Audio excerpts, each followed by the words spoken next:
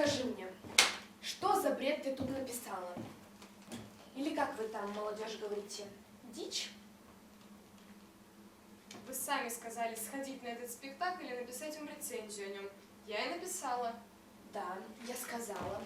А то, что один из наших, мать твою, спонсоров является режиссером этого прекрасного спектакля, тебе это ни о чем не говорит? А, теперь я, кажется, поняла. Ну и что ж ты поняла, если не секрет? А то, что папикам, которые дают нам деньги, мы прислуживаем. Никто никому не прислуживает. Просто пойми, есть некоторые люди, к которым нужно относиться более снисходительно, чем к другим. И тогда к нам будут относиться более снисходительно. Ну, уловила связь? Уловила. Замечательно. Тогда к завтрашнему утру ждет тебя новый вариант этой рецензии.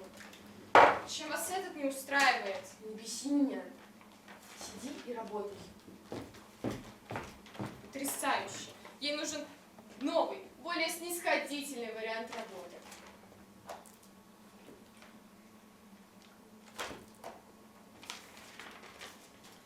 Актеры играли так, будто они неделю пили не просыхая, а на следующий день утром вспомнили, что им нужно выступать. Меняем это на...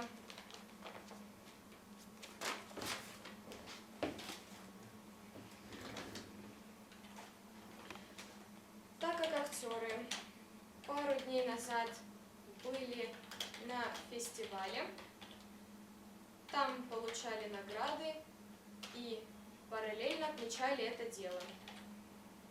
На вчерашнем выступлении они играли на пределе своих возможностей для их тогдашнего состояния.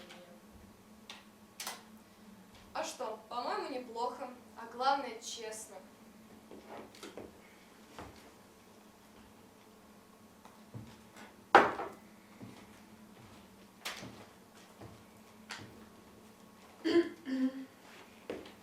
О, не ожидала, что вы почтите меня своим визитом. Вот, как вы и просили, исправляю статейку.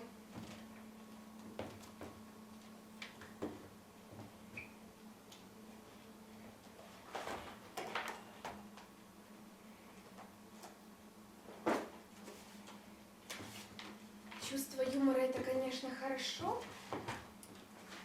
но вот только не всегда и не везде.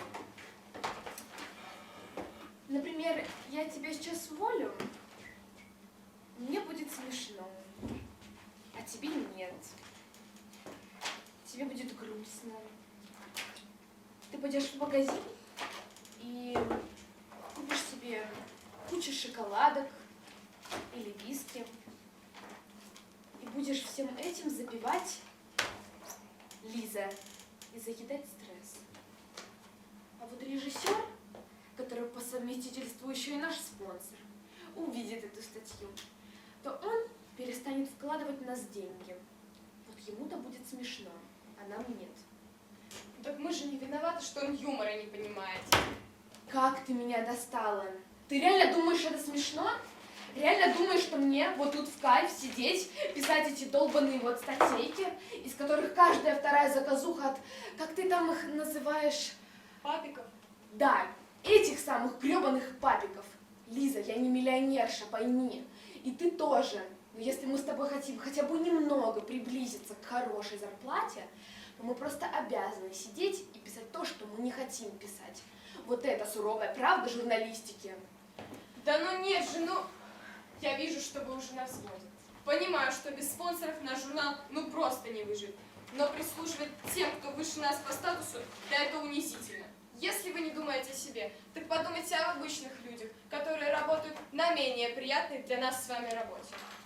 К примеру, мусорщик, таксист, почтальон. Я не говорю, что эти работы хуже нашей с вами. Но ведь кто-то кайфует даже от того, что варит кофе по утрам или разносит газеты. Вот представьте, что этот самый почтальон разносит наш с вами журнал обычным людям, которые судят о событиях в мире через телевизоры, интернет, журналы и газеты. Посмотрите на телевидение сейчас. Ну там нет правды. Один канал говорит одно, второй второе, третье третье. И что в итоге? Оказывается, что этого события вообще не было. Так давайте хотя бы, ну, не на первой странице, не на второй. Вот где-нибудь в конце, вот в уголке напишем незаказную рецензию о спектакле. Таксист с ночной смены, уставший, приедет домой, откроет наш журнал, прочтет вот эту самую статью и сам решит, идти ему на этот спектакль или нет. Давайте писать людям правду, а они уже сами будут решать, что с ней делать.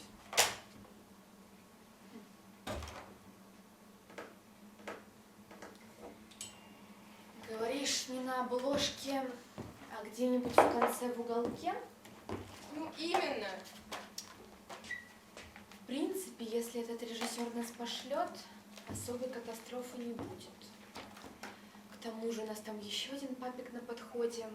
Какая у нас алчная газетенка-то. Летит-то. Так что, я отправляю вам изначальный вариант работы? Знаешь, я думаю, из тебя будет толк. По-моему, кто-то заслужил премию. Еще чего. Если этот режиссер нас пошлет, останешься вообще без зарплаты. А ведь я когда-то такой была.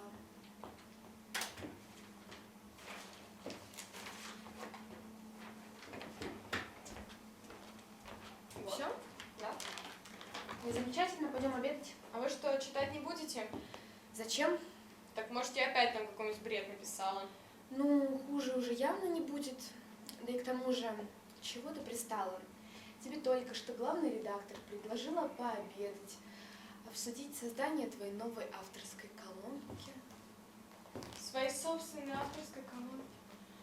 О, боже мой! Ну, ладно, все благодарности потом. А как же премия? Вот это еще чего, конечно.